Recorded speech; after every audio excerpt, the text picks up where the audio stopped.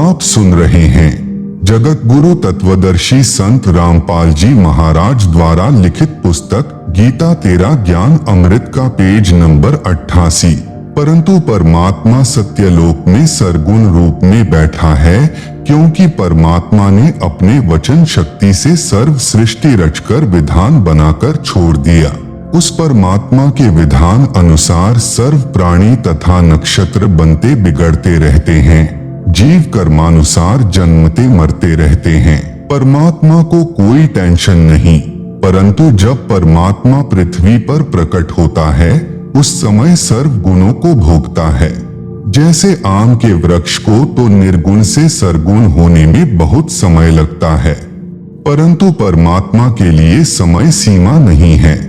वे तो क्षण में निर्गुण अगले क्षण में सरगुण हो सकते हैं। जैसे क्षण में सत्यलोक चले जाते हैं तो हमारे लिए निर्गुण हो गए, हम उनके गुणों का लाभ प्राप्त नहीं कर सकते। क्षण में पृथ्वी पर प्रकट हो जाते हैं तो वे सरगुण हो गए, हमारे को आशीर्वाद देकर अपने गुणों का लाभ देते हैं। इस प्रकार निर्गुण सरगुण कहा है। इससे भी सिद्ध हुआ कि गीता ज्ञान दाता से अन्य कोई सबका धारण पोषण करने वाला परमात्मा है। गीता अध्याय 13 श्लोक 15 से 16 में भी यही प्रमाण है। गीता ज्ञानदाता ने कहा है कि जैसे सूर्य दूर स्थान पर स्थित होते हुए भी यहाँ पृथ्वी पर अपना प्रभाव बनाए हैं, उसी प्रकार परमात्मा सत्यलोक में स्थित होकर भी सर्व ब्रह्मांडों पर अपनी शक्ति का प्रभाव बनाए हुए है। सर्व चराचर भूतों के बाहर भीतर है।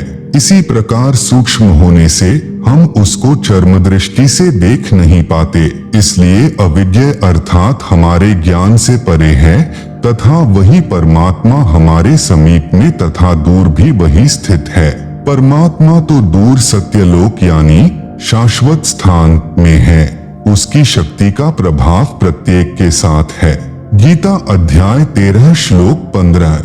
जैसे सूर्य दूर स्थित है परंतु पृथ्वी के ऊपर प्रत्येक प्राणी को अपने साथ दिखाई देता है। जैसे एक स्थान पर कई घड़े जल के भरे रखे हैं तो सूर्य प्रत्येक में दिखाई देता है, टुकड़ों में नहीं दिखता। इसी प्रकार परमात्मा प्रत्येक व्यक्ति को दिखाई देता है। परमात्मा ऐसे ही एक स्थान पर स्थित है, वह परमात्मा जानने योग्य है। भावार्थ है कि गीता ज्ञान दाता ने कहा है कि मेरे से अन्य परमात्मा का ज्ञान होना चाहिए, वह जानने योग्य है।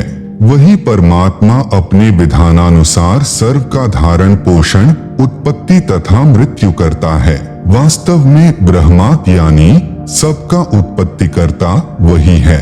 वास्तव में विष्णु यानी सबका धारण पोषण करने वाला वही है। वास्तव में शंकर यानी संहार करने वाला वही है। अन्य ब्रह्मा विष्णु तथा शंकर तो केवल एक ब्रह्मांड के कर्ता धर्ता हैं, परंतु वह परमात्मा तो सर्व ब्रह्मांडों का ब्रह्मा विष्णु तथा शंकर रूप में अकेला ही है। जैसे भारतवर्ष में केंद्र का भी गृह मंत्री होता है तथा राज्यों में भी गृह मंत्री होते हैं। देश के प्रधानमंत्री जी अपने पास अन्य विभाग भी रख लेते हैं। उस समय प्रधानमंत्री जी गृह मंत्री आदि भी होते हैं और प्रधानमंत्री भी होते हैं। इससे सिद्ध हुआ कि गीता ज्ञान दाता ने अपने से अन्य समर्थ परमात्मा की महिमा बताई है। आप सुन रहे हैं जगत गुरु तत्वदर्शी संत रामपाल जी महाराज द्वारा लिखित पुस्तक गीता तेरा ज्ञान अमृत का पेज नंबर 89। गीता ज्ञान दाता से अन्य कोई पूर्ण परमात्मा है। गीता अध्याय 13 श्लोक 16। गीता अध्याय 13 श्लोक 17 में गीता ज्ञान दाता ने अपने से अन्य परमात्मा की महिमा कही है, जो इस प्रकार है। वह दूसरा परमात्मा यानी परम ब्रह्म सब ज्योतियों की भी ज्योति है, अर्थात सर्व प्रकाश स्रोत है। उसी अन्य समर्थ परमात्मा की शक्ति से सब प्रकाशमान है और उस परमात्मा का प्रकाश सर्व से अधिक है। वह परमात्मा माया से अति परे कहा जाता है। वास्तव में निरंजन वही है। जो गीता ज्ञान दाता है यह माया सहित ज्योति निरंजन कहा जाता है।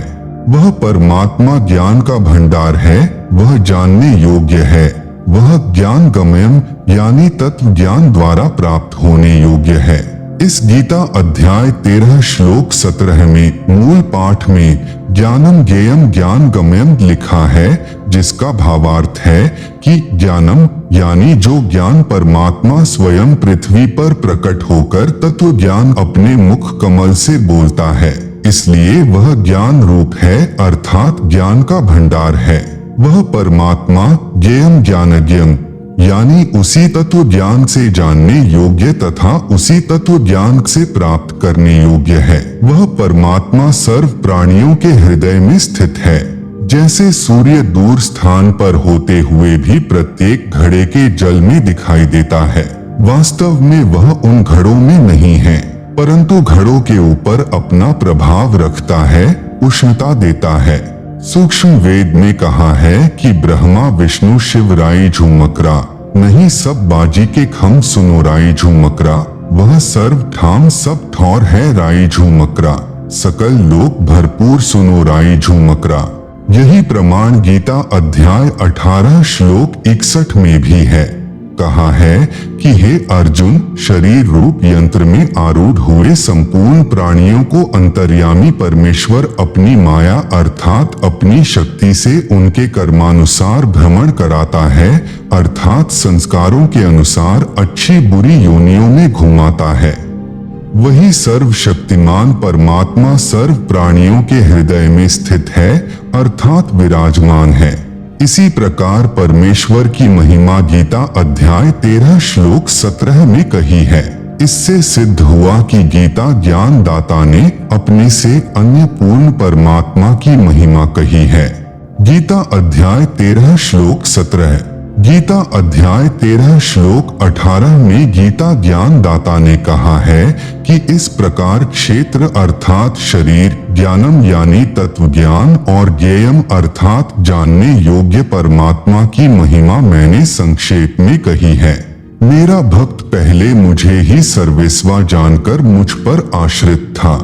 वह इस विज्ञाय यानी तत्व ज्ञान के आधार से मेरे भाव अर्थात मेरी शक्ति से परिचित होकर तथा उस समर्थ की शक्ति से परिचित होकर उपपद्यते यानी उसके उपरांत भक्ति करके उसी भाव को प्राप्त होता है। गीता अध्याय 13 श्लोक 18।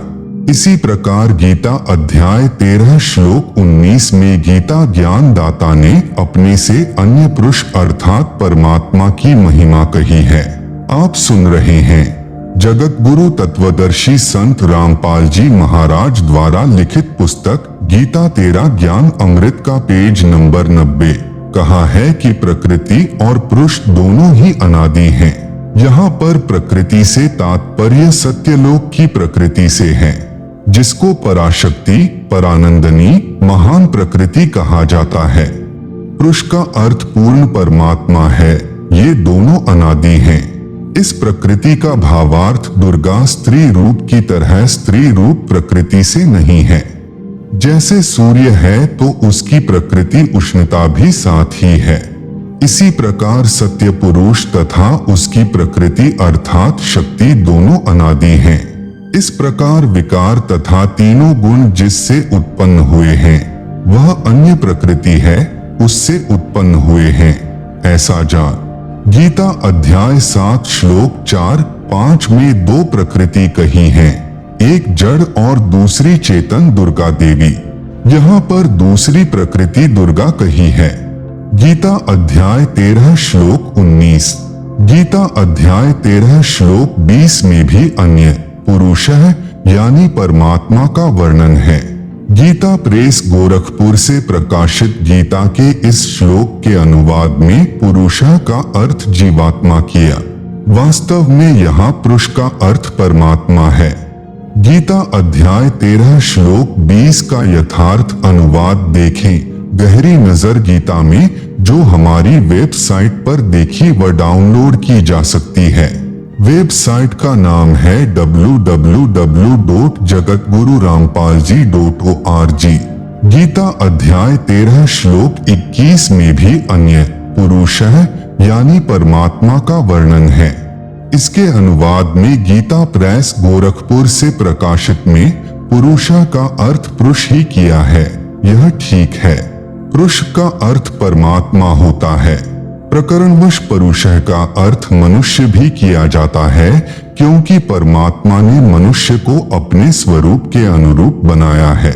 इसलिए कहा जाता है कि नर नारायण रूप है, तू न समझ दे ही। 84 लाख प्रकार के जीवों से मानव देह उत्तम है। गीता अध्याय 13 श्लोक 22 में भी गीता ज्ञान दाता ने अपने से अन्य परमात्मा का प्रत्यक्ष प्रमाण बताया है। गीता प्रेस गोरखपुर से प्रकाशित गीता में इस श्लोक का अर्थ बिल्कुल गलत किया है। देखें इसी पुस्तक में पृष्ठ 204 से 357 तक यथार्थ अनुवाद। जैसे पूर्व के श्लोकों में वर्णन आया है कि परमात्मा प्रत्येक जीव के साथ ऐसे रहता है जैसे सूर्य प्रत्येक घड़े के जल में स्थित दिखाई देता है, उस जल को अपनी उष्णता दे रहा है। इसी प्रकार परमात्मा प्रत्येक जीव के हृदय कमल में ऐसे विद्यमान है जैसे सौर ऊर्जा संयंत्र जहां भी लगा है तो वह सूर्य से उष्णता प्राप्त करके ऊर्जा संग्रह करता है। इसी प्रकार प्रत्येक जीव के साथ परमात्मा रहता है। इसलिए इस श्लोक गीता अध्याय 13 श्लोक 22 में कहा है कि वह परमात्मा सब प्रभुओं का भी स्वामी होने से महेश्वर, सबका धारण पोषण करने से कर्ता, सत्यलोक में बैठा प्रत्येक प्राणी की प्रत्येक गतिविधि को देखने वाला होने से उपदृष्टा, जीव परमात्मा की शक्ति से सर्व कार्य करता है। आप सुन रहे हैं जगत गुरु तत्वदर्शी संत रामपाल जी महाराज द्वारा लिखित पुस्तक गीता तेरा ज्ञान अमृत का पेज नंबर 91। जीव परमात्मा का अंश है। रामायण में भी कहा है, ईश्वर अंश जीव अविनाशी, जिस कारण से जीव जो कुछ भी अपने किए कर्म का सुख दुख भोगता है तो अपने अंश के सुख दुख का परमात्मा को भी एहसास होता है। सूक्ष्म वेद में लिखा है, कबीर कह मेरे जीव को दुख ना दिजो कोई, भक्त दुखाए मैं दुखी मेरा आपा भी दुखी होय। इसलिए भोक्ता कहलाता है। प्रत्येक प्राणी को गुप्त रूप से उचित राय देता है, जिस कारण से परमात्मा अनुमंता कहलाता है।